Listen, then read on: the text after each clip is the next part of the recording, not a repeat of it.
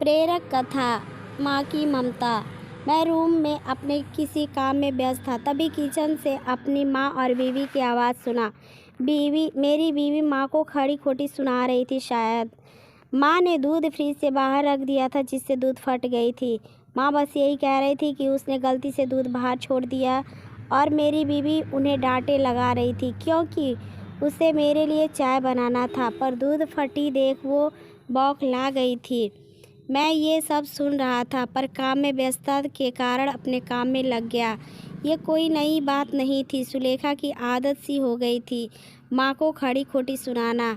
मैं भी सुलेखा की देखा देखी में कभी कभी माँ को डांट दिया करता था, और हमेशा उन दोनों के बीच में सुलेखा का ही पक्ष लेता और माँ को डांट देता था। आज जब मैं 3 दिन बाद घर आया तो माँ मेरे पास आकर अपने आंचल से मेरे मुंह को पोंछते हुए बोली, बेटा खाना लगा दूँ? दूर से आया है, थक गया होगा, ला अपना पैर जूता उतार देती हूँ। मैं चुपचाप माँ को देख रहा था और वो मेरे जूते को उतार रही थी।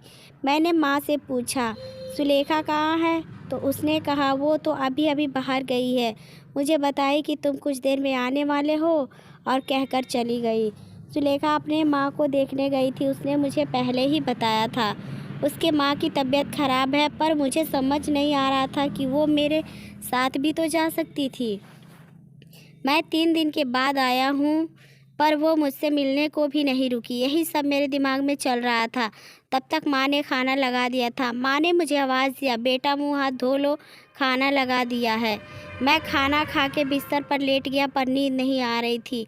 मन में बस एक बात चल रहा था कि सुलेखा अपने माँ को देखने के जल्दी में मुझसे मिले बिना चली गई, और मैं उसके चलते अपने माँ को हमेशा डांटता रहता हूँ। लेकिन माँ उस बात को लेकर कभी भी मुझसे या सुलेखा से कोई नाराज़गी नहीं जताती है, वो बस सुनती और भूल जाती। लेकिन ये बात मेरे मन में घर कर गई।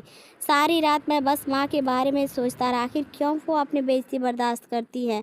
आखिर क्या है वो चीज़ जिसके चलते माँ मुझसे इतना प्यार करती हैं? क्यों हमेशा मेरी चिंता करती हैं? क्यों वो सुलेखा की बातों का जवाब नहीं देती? क्यों क्यों और ना जाने कितने ही क्यों मेरे मन को झकझोर रही थी।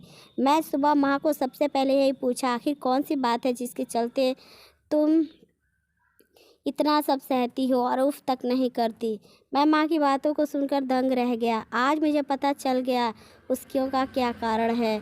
माँ ने बहुत ही सहज भाव से कहा था, पर उनकी वो बातें मुझे आज सच से रूबरू करवा गया।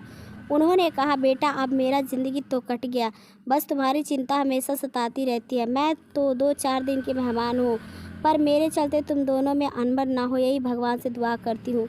तुम दोनों खुश रहो, आबाद रहो, इससे ज़्यादा एक माँ के लिए क्या हो सकता है।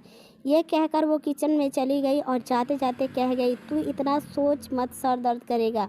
मुझे मेरे सारे क्यों का जवाब मिल गया था। ये सब माँ की ममता ही तो है, जो अपने दुख को भुलाकर अपने बेटे के सुख की दुआ करती है। ये माँ की ममता ही थी जो मुझ जैसे पापी को भी मिल जाती है। यही एक ईश्वरीय वरदान है जो हर किसी के नसीब में होता है। बस मेरी तरह कई ऐसे हैं जो उस ममता की कीमत नहीं जानते।